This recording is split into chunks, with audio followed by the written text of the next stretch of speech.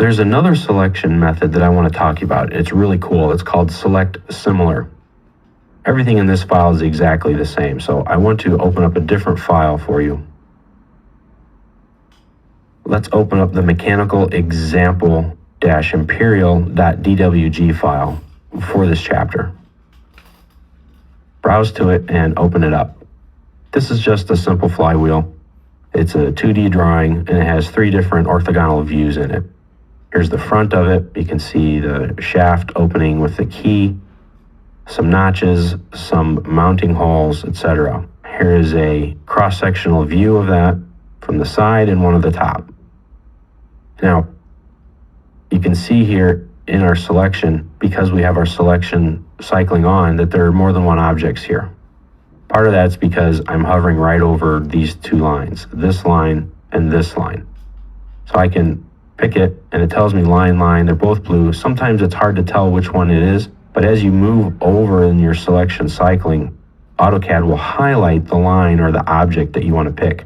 And if neither of these are correct, you select none and it won't pick anything. So selection cycling can be very useful. But let's say I want to change all of these little circles here. I can go through one at a time, picking the ones I want, or since they're all the same in my file, I can select it and then right-click and use the select similar option. Now it picked all of the circles that are on my object layer. That includes this big one. Well, I don't want to change that, so I'm going to remove it. I held the Shift key down and selected the circle. So that was much easier than going through and picking each one of these using any of my methods that I want. And while you go and select your objects, you can use your scroll wheel in the middle of your mouse to pan around. See, that was a lot more difficult. But once I do that, I can start the erase command and erase all of them, or move them or copy them, whatever I would like to do. I can also select this center line that's a circle, right-click, and select similar. And as you see here, there are no other circles on that layer. But if I pick this line here, select similar, there are quite a few lines on the center layer. Now you can change the select similar criteria. It takes a couple of steps to get to it, but you have to type in the command select similar, and now you type in SE for settings. Press enter. Now you're going to select objects based on these criteria. You can pick any of these, and typically this is what you're going to want. Name is the type of object. So when we picked these little circles, it was looking for an object called circle. Well, that's all of these here. That's this big one. That's the center line here. Those are all circle objects. But the other criteria was layer. So it looked for all of the circles on the same layer that the one is that you originally picked. So that's very useful. You can pick line type scale, line weight, plot style, object style, or color. You can add that to these. But typically layer and name are the ones you're going to want. And these are the default settings. But if you just want to pick everything that's on one layer, you can turn name off, click OK, and select an object, press enter. Everything that's on that layer has been picked. And that's a great way to clean up a layer. Remember though, AutoCAD is going to keep the criteria however it was you used it last. So make sure that if you do something special, it's a one-time thing, you might want to make the effort to go back and put it the way it needs to be. And there you go. AutoCAD gives you several different ways to select objects. Remember some of those whenever you go to Start. You have your crossing window and your selection window. You'll use those most often. Plus, you can pick an object one at a time. You have the fence command. You have the select similar. You also have your window polygon, the WP, or the crossing window polygon, which is CP. And you have your shift key, which you can use to unselect things. This will save you a lot of time and effort through your drawing process.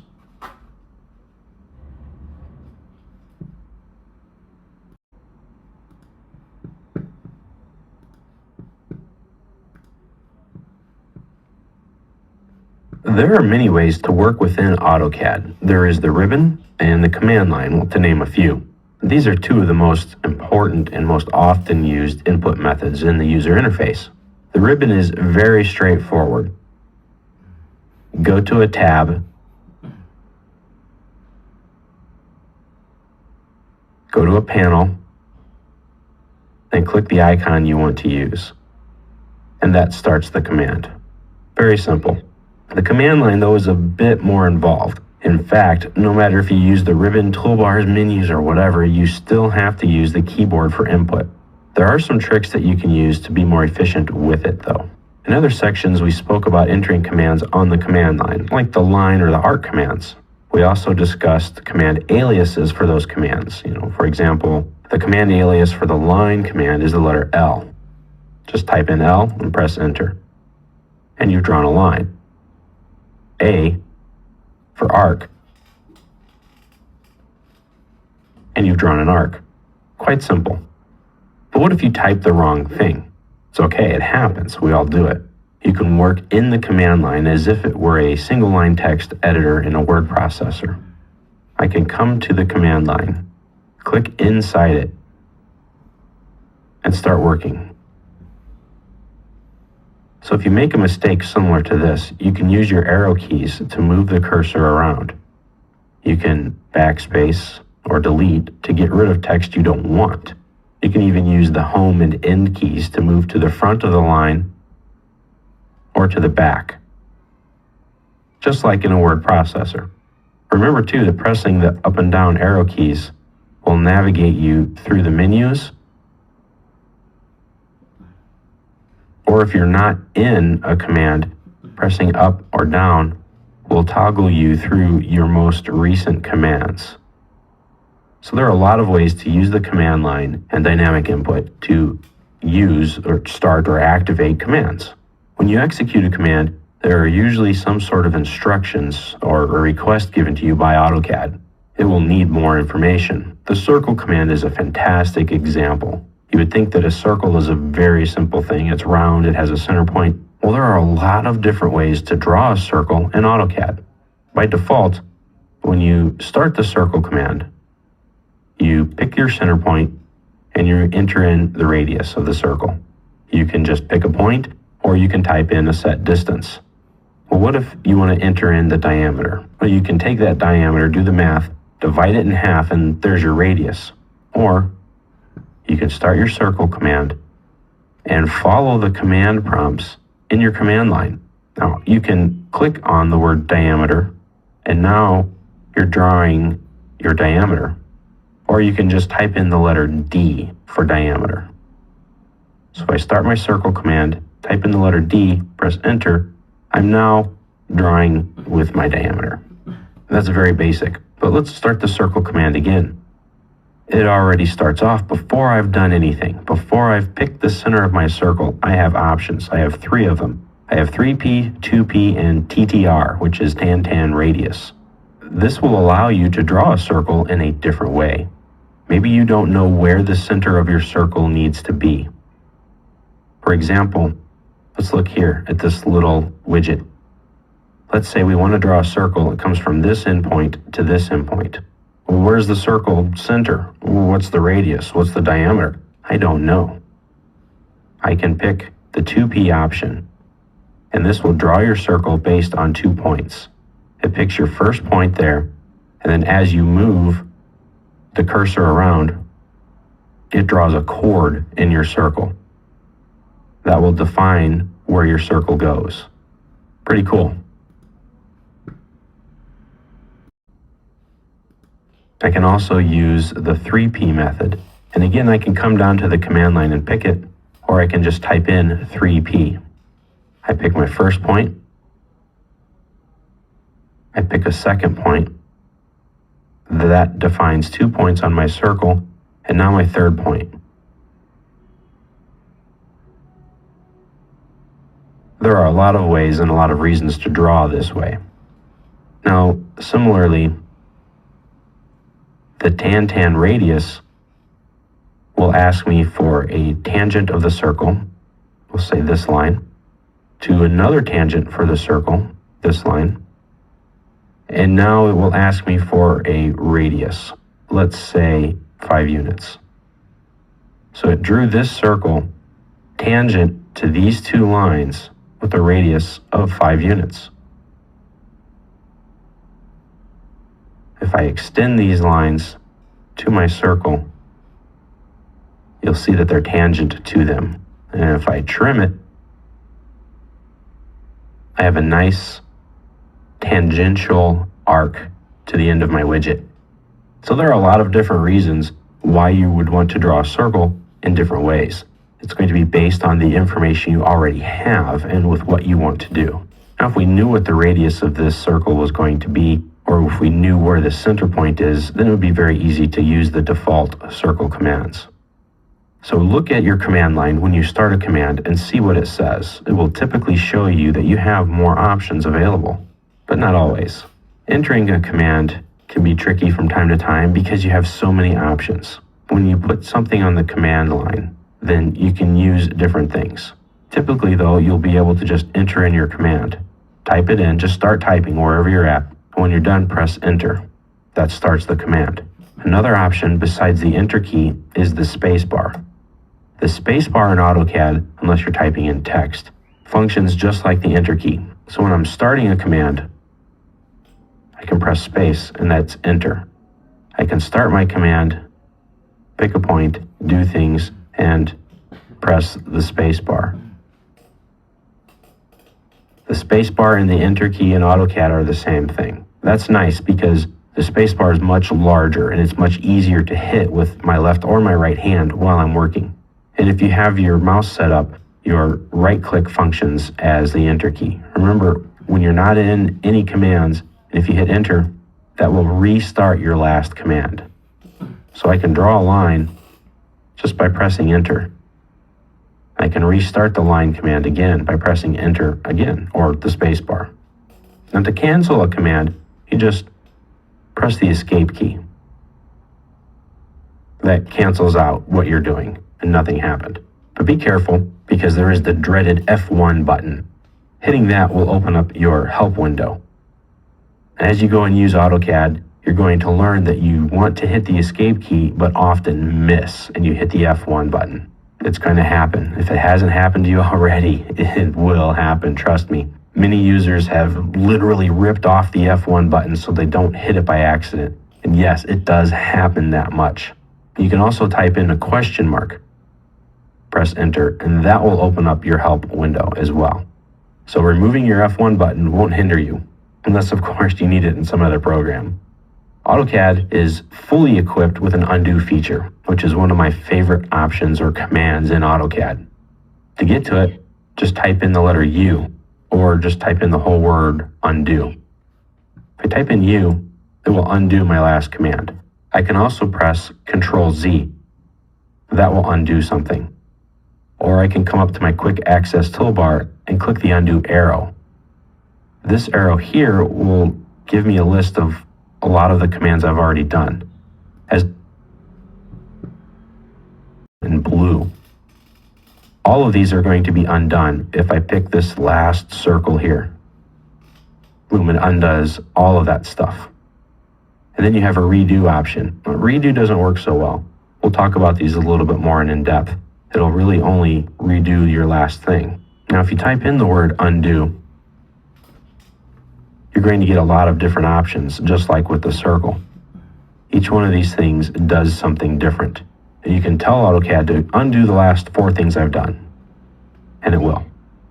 You can also mark a point in time and say, I want you to go all the way back to that point. That's very handy if you're trying out a new concept design. And you say, hey, let's mark this point, try out this concept. Say, oh, it didn't work, go back. And it goes back and undoes all of that stuff you tried. That's very cool. It will reset you to where you were before. One other thing in our advanced operation techniques here that I want to go over is the need to start a command from within a command. Not everything can do that. You can't start the line command while you're in a circle command. Obviously, that would be silly. But there are some things that you're going to want to do, like pan and zoom.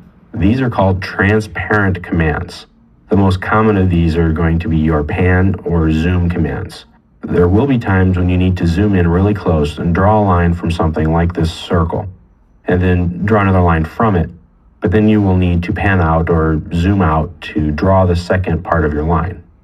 Now, when you start a transparent command from the ribbon, it's automatic, and you don't have to do anything special. For example, let's draw our line from the circle, and we go to the ribbon, the View tab, and Pan.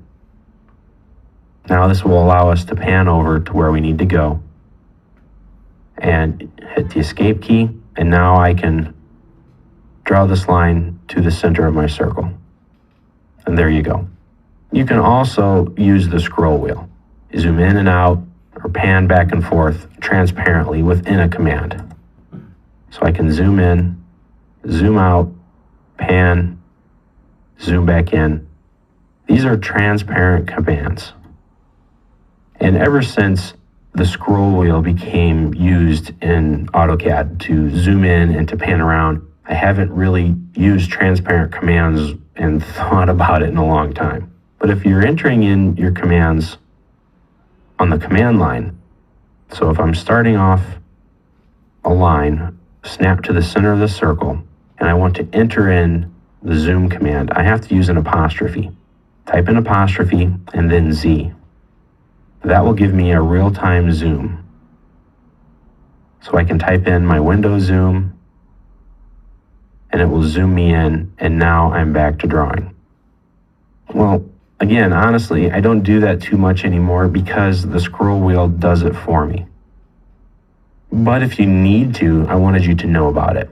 Again, you may never need to, but if you do and you want to enter in everything that way, because let's say you only have a 2-button mouse or the scroll wheel isn't working for whatever reason, and you still need to work, and starting your command, then going to the View tab on the ribbon, picking Pan or picking Zoom can be difficult. It takes more steps. You don't want to use more steps. You just want to work. So apostrophe Z or apostrophe P for your transparent commands. When you make a drawing, it is designed in some sort of linear measurement. Most of the world uses the metric system, while other places like the United States use the imperial system of feet and inches. AutoCAD doesn't really know what those units are. It only sees generic units. Drawing units are relative to AutoCAD. It will only interpret the units when you go to print your drawing or when inserting other AutoCAD files or blocks. It will translate your drawing's units to fit the way you want to look on paper. AutoCAD will take your line work and apply it to a scale factor when it prints. It will take the size of the paper you are printing on and scale your drawing objects accordingly. When you draw, make sure to know what units you are using. Your units can be anything. In fact, they can be feet, or they can be inches, they can be meters, kilometers, or even parsecs. It doesn't matter. What does matter is that you draw to full scale or to real scale, and you only draw in one unit. There is a units setting in AutoCAD where you can define or at least declare what your drawing units will be. To do it, just type in units on your command line. This will bring up your drawing units window. Here you will designate the type of units that blocks will be inserted in, or other drawings. It also sets up the way your units will be displayed while working in AutoCAD. You can choose from your length or your angle settings, and then your insertion scale. The insertion scale is where you declare, essentially, the type of units you are using. In this case, this drawing is drawing in inches. If you pick on the box, you can see all of the different objects you have. You can make it unitless, which I suggest you never ever do. It will just confuse AutoCAD and you, especially when you go to print or to insert other AutoCAD files. Pick something, commit to it. So this file is set to inches. You can also draw them as feet, miles, millimeters, centimeters, meters, kilometers, micro inches, mils, yards, angstroms, nanometers, microns, decimeters, decameters, hectometers, gigameters, an astronomical unit, which is the distance from the Earth to the Sun, light years, or even parsecs. I think all I've ever done is inches, feet, millimeters, to be quite honest. It will depend on your design genre and what you're drawing and how you need it drawn. This shows you how everything will be outputted or how it's going to look when you draw. It's simple enough and fairly straightforward. Now, your length type is up here. This will define several different things. You can choose from engineering, scientific, architectural, fractional, or even decimal. Each one works a little bit differently. The architectural and engineering display notations assuming that you are working in inches, and it will display your units in feet and inches. When you draw with either of these settings, an object of a unit length of 1 will be 1 inch long. A length of 12 units will be 12 inches long. Yeah, 12 inches is the same as 1 foot, but AutoCAD will only see it as being 12 inches. It is smart enough though and can interpret 12 inches to be 1 foot and will display it as such. It will display it as 1 foot dash 0 inches long. Architectural format will display fractions of an inch in fractional form, while the engineering setting displays them as decimals of an inch. So in architectural format, if I draw a line, pick a point, and I tell it to go 12 or 1, it will say 1 unit that direction.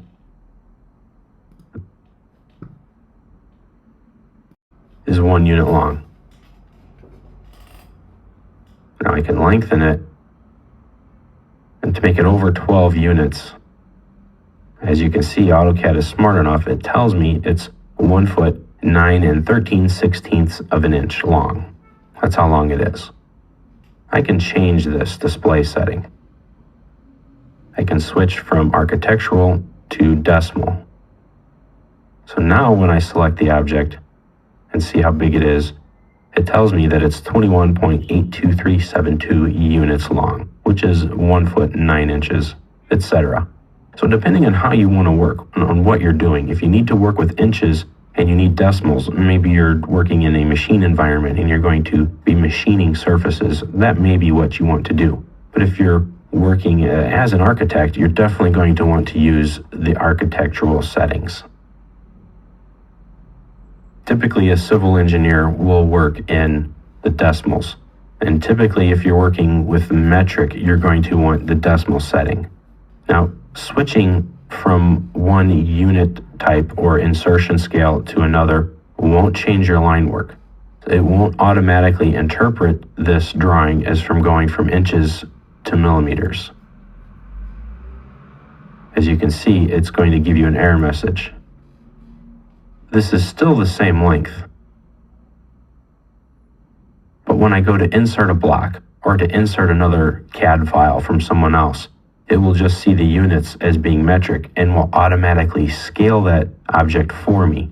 So you need to make sure that's correct, or else it will scale it and interpret it incorrectly. So that's what you need to do here, is to make sure this is set properly. You know, you also have angle settings. They are the decimal degrees, which we'll use most often, degrees, minutes, second, which if you're a surveyor, you might want to do that, but they have survey units, which is very unique to a surveyor. You have gradients and radians. Typically, you're going to use either the decimal degrees or the degrees, minutes, seconds. Survey units look a little bit different. They go with northing and easting units. Now you have your precision settings. This is how precise that AutoCAD will display the length of your objects. You can go to a 1/2 inch, 1/4 inch, 1/8 of an inch, all the way down to 1/256 of an inch, if you're in architectural form. If you go to decimals, it's how many decimal places past the decimal that it's going to be. Otherwise, it will just round up to any of these units. So be careful. Depending on what you need to do and how you need to do it is where you need to set your precision to. The angles are the same way. I can go to as many degrees, minutes, seconds that I need to. One of the problems with AutoCAD is that it can be so extremely precise. You can draw much more precisely typically than what you can ever build. So keep that in mind. And just because that you can draw something in AutoCAD, it doesn't mean that you can build it that way. Working within a certain set of defined units is crucial in AutoCAD. You can only work with one set of units at a time. So how do you do it? Well, first you have to define your units. This is where a template file comes in very handy. You can have this already set up for you. Just start with the template. You can set up multiple templates, one set up for inches, one set up for millimeters, etc. But if your template isn't set, which it probably isn't right now, then you need to set it up in your own file. And that's easy to do. We looked at that in the last section. Just on AutoCAD, if you want to make a new file,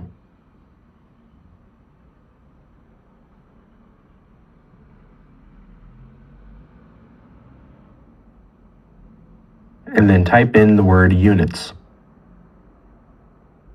You can also go up to the application menu, go down to drawing utilities, and go to the units option.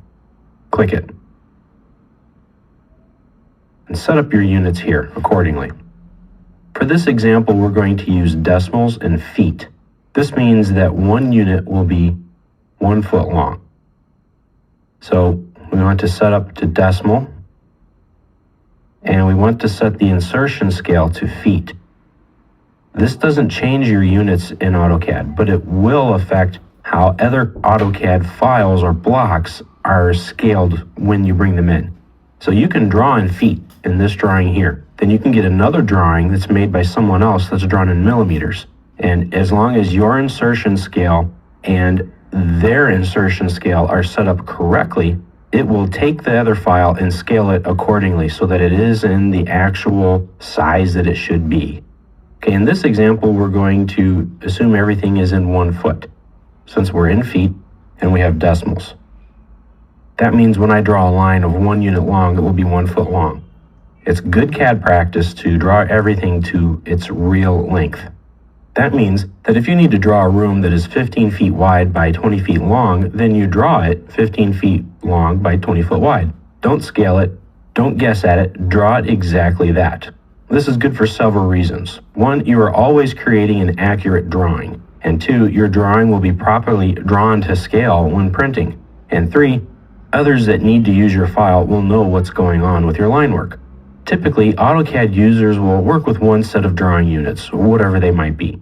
Sometimes, though, you will need to work with files that are drawn in different units. That's why it's so important to define your units in the Unit Manager. If this is done properly, then AutoCAD can interpret the different units accordingly and scale the line work as needed when you bring it into your drawing. Keep in mind that not all CAD users are created equal, and none of them are as responsible as you are. And they may not have properly set their units. So it's a good idea to check the file before you work with it. Let me give you an example. I'm going to close this file.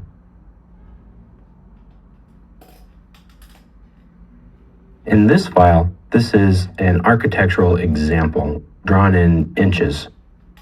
So if we check the units, we'll see that it's in inches and it's set to architectural.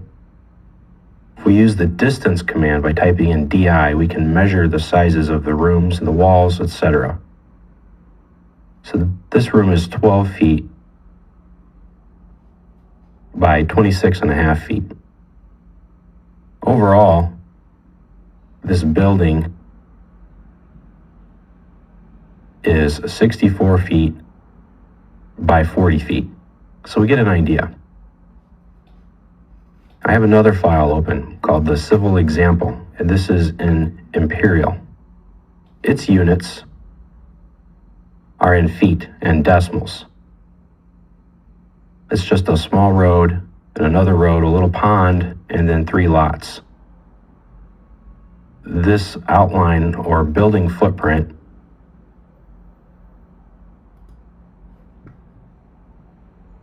70 feet. Now, if I want to take that building that I showed you and I want to insert it into this drawing, it's very simple to do. I type in the insert command.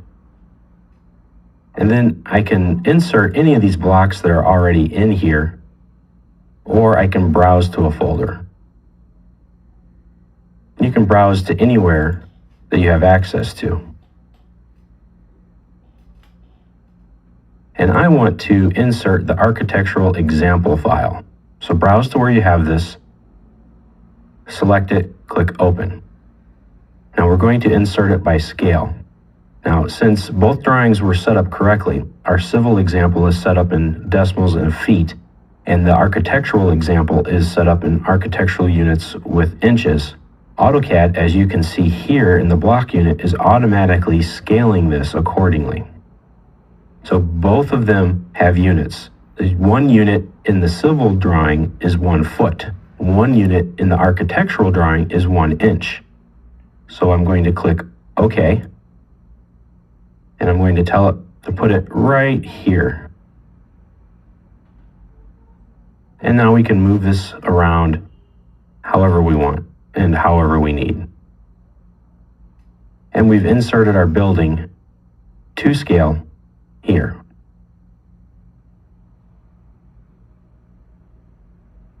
So we can measure this with the distance command. We can come to this endpoint and measure it across. We see that it's 40 units. 40 units in this drawing means 40 feet.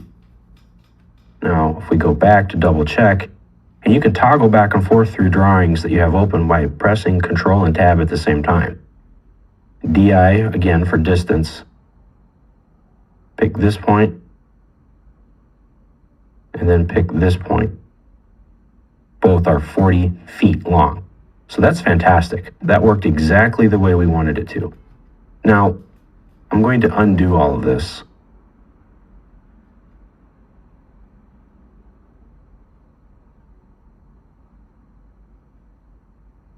We undid everything.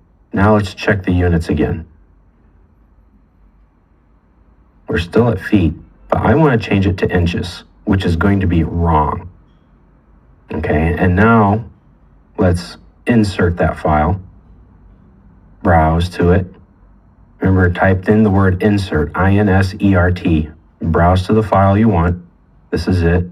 Click open, and you can see the unit is set to inches, and the scale factor is 1. So it's going to bring it in at 1 to 1. And now what happens?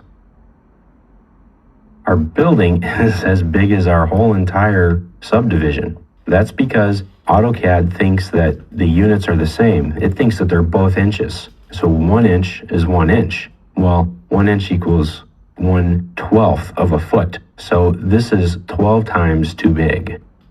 So it will measure the same units across,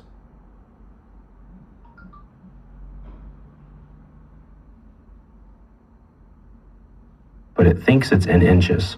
So it's 40 units long, but it scaled it to inches times 12 because that's the scale factor. So it makes it 480 units long. So getting your units correct can help you, and it can help you save a lot of time and a lot of effort, and it makes things more accurate. So just take the time to set your units to whatever units you're using. And when you get another file, take a few moments to make sure it's set correctly. If you forget to do that and something comes in too big or too small, then check your units in your file and in the other.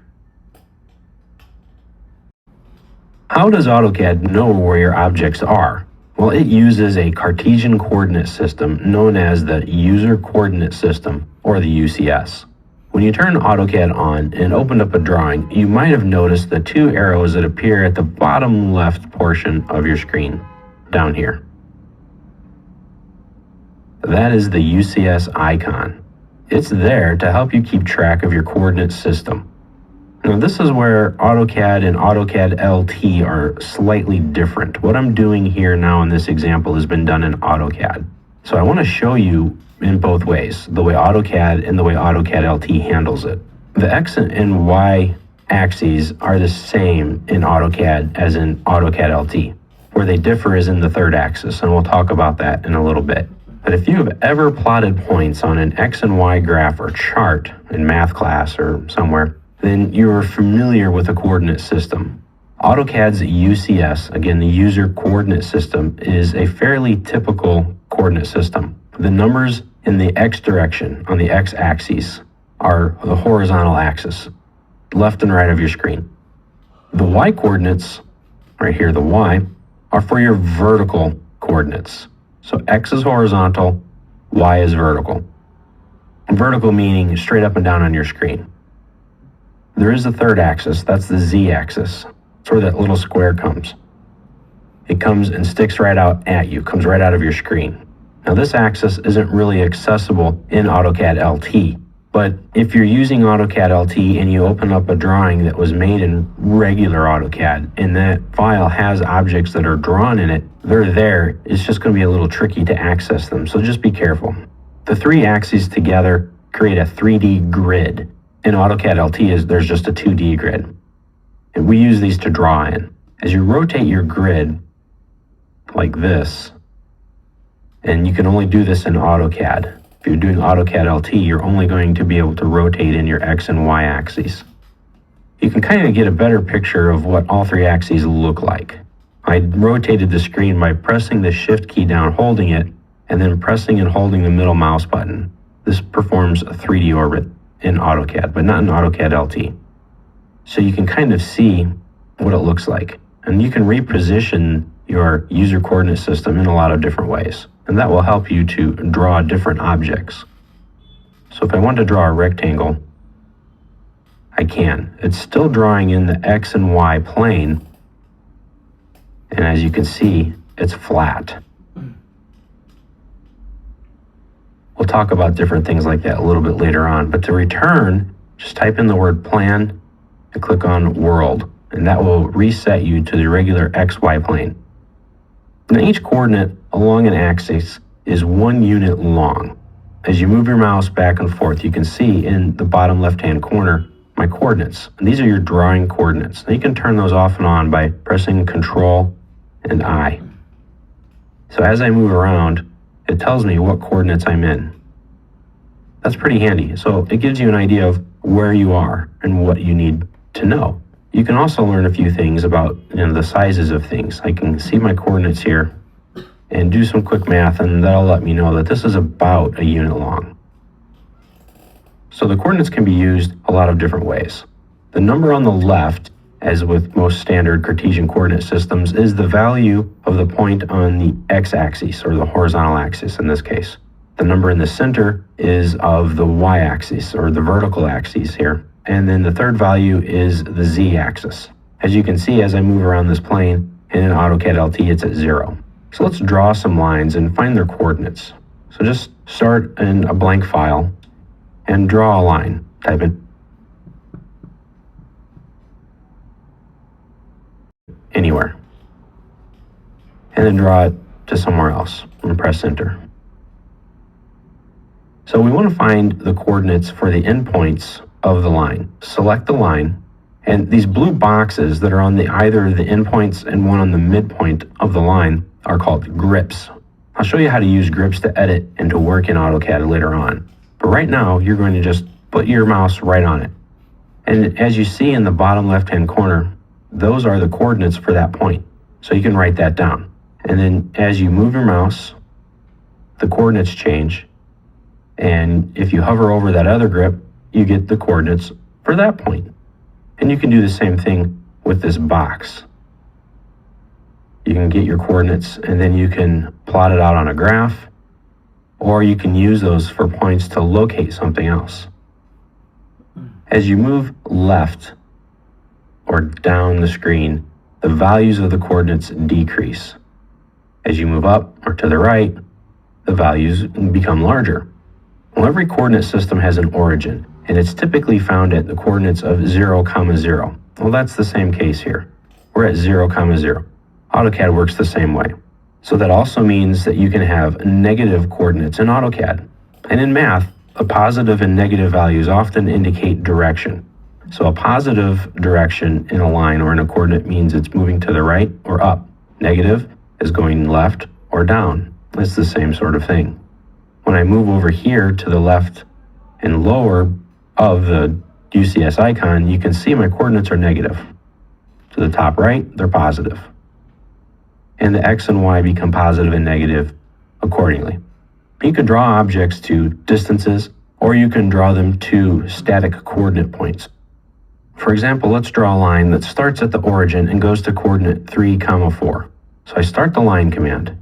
And whenever you start off something, you can always just type in the coordinates. So put in 0, and hit the tab key, or hit the comma key, either one in this case. And I want 0. Press enter. And my line is now started at the origin, or at 0, 0. Now it's a little tricky. On your next point, your second point, you have to tell AutoCAD that you want to put in the exact coordinates. Otherwise, it's going to put in distances and angles. So you have to hit the pound key. That will tell AutoCAD that you mean a coordinate. So we want to put this at coordinate 3, 4. So hit 3, and you can't hit tab here. If you hit tab, then it's going to go to the angle. So you'll be drawing in a length and angle. But if you press in the comma key, it tells AutoCAD, hey, I'm drawing this, in coordinate. So we now type in the number 4. And this will put our second point at coordinate 3, 4. Press enter. So there's our line. Now we can check it. Let's select it and hover on it. And you can see the coordinate system in the bottom left that says it's at 3, 4. We did it. So you can always graph to specific points. You can draw at distances, you can draw at angles, but if you know your coordinates, you can draw accordingly. And this is how surveyors will draw in AutoCAD. They will typically need to work on some sort of coordinate system. In the United States, we use a lot of state planes coordinate systems. And this origin is set at some arbitrary point in the real world. That's at 0, 0. And then they may go thousands of units away because they're usually covering large areas. And you can draw from point to point. So this is a very useful and just another way of drawing in AutoCAD.